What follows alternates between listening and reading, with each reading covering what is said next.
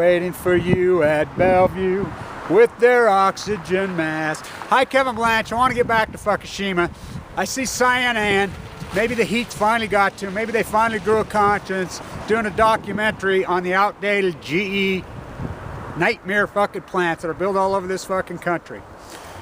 I think it's important to realize that what's gone on in Japan, as far as that tsunami and that big earthquake, oh, once in 100 year, once in 102 year phenomena. Oh, really? Then why did it happen 5 years earlier in Phuket? These are not. The earth has changed because we've prodded it, we've fracked it, we've polluted it. These scenarios that we have seem to be more extreme over and over. Why wouldn't they be? I mean, think about rational reasoning. I mean, look what we've done to the skies, to the water. We've drilled it, we've prodded it, you know. Nature is a whore, you know. So, here we go with CNN talking about the outdated plants. They're so right. I take back 1/10 that I say about CNN because what I watched last night was very well done. I'll see what the rest is tonight, but I still will never let Sanjay Gupta off the hook. He will still never come off the hook for his documentary holding up the fish, fishing in Chernobyl, and the Japanese doctor telling everybody 2 weeks after that plutonium is good for you. You know, no way. That's liability. I will never let him off the hook. This is Utah across the mighty valley. Out there you see that mountain range. On the other side is Nevada. I'm being treated for leukemia right here at the LDS hospital. As the downwinders, as we're called, the southern Utahs, they're coined the downwinders, and the data's never been compiled right, but as all these doctors talk about here, University of Utah is right there where Richard Miller wrote Under the Clouds. It documents that we are all downwinders, that it is all accumulated. There is no doubt in my mind as they marched my father into the trench, the atomic veteran, and none of them got any award, no nothing, no anything. They're just human guinea pig clear to their freaking grave.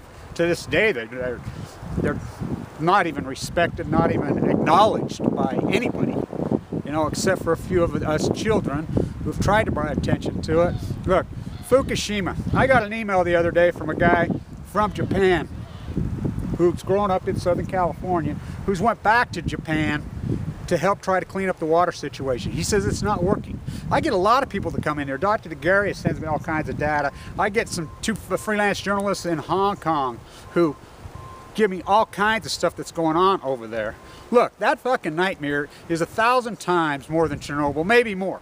It's completely covered up, and as far as the infrastructure and the plants that we have here in the United States, it's true. They're outdated. We are freaking we're sitting on a powder keg. You know, can we have a 9-point earthquake? You know, as I like to say in my statistical probability classes, what is the statistical probability of having, let's say, a hurricane and an earthquake, let's say in Virginia in the same week? Get out your flux capacitor, XP 9438s, and do that. What's the number? It is statistical probability, but it's like 1 in Google. Yeah. These numbers are so apparent, but you know what? They happen, and they're happening more and more and more and more. Like I said, they have 2 major tsunamis like we had. You know, just in that short 5-6 year period from Phuket to Japan on the Ring of Fires, those things are shifting. The earth has changed. We are getting more dramatic. I think about the 2 tornadoes, the one that ripped through, you know, the University of Alabama, the one that ripped through Missouri.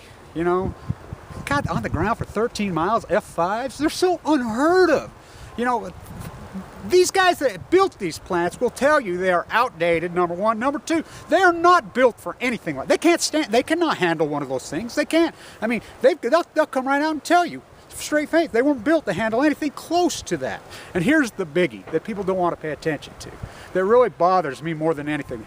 How can we build, we just issued new permits in Georgia, first time in 30 years.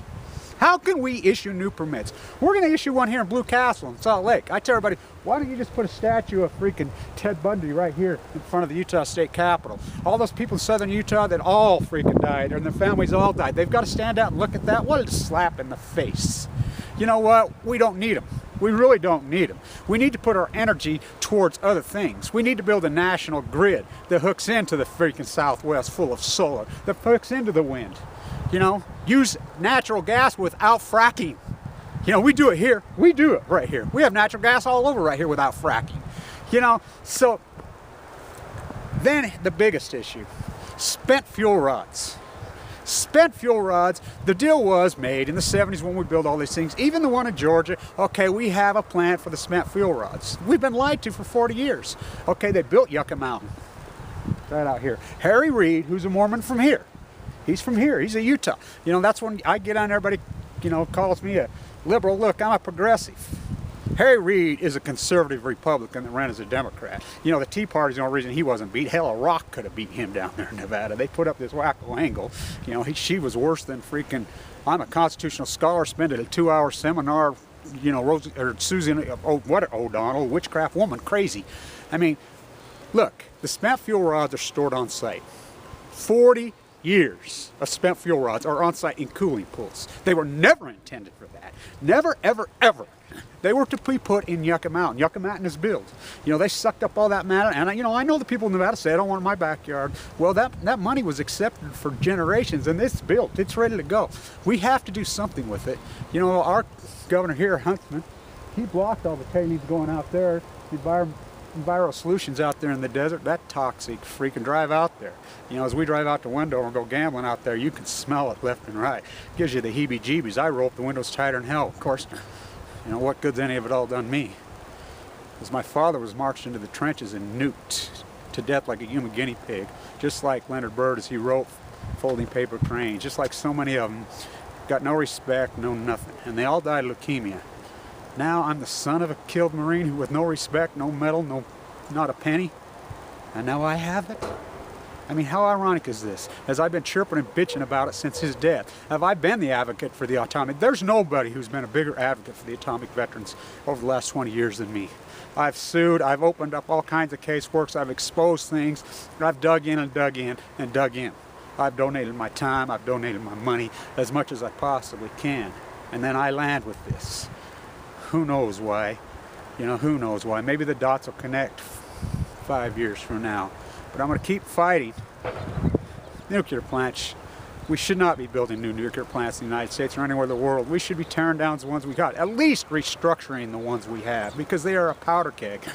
I mean, they talk about the Yankee facility up there, ready to go. It's a fucking nightmare, but we have fucking dozens and dozens and dozens of those nightmares, and we're having small leaks all the time.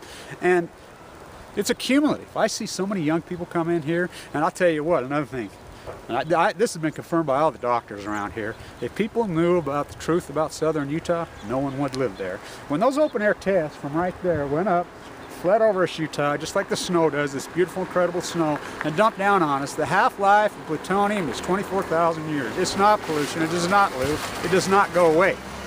The incidence of cancer is raging.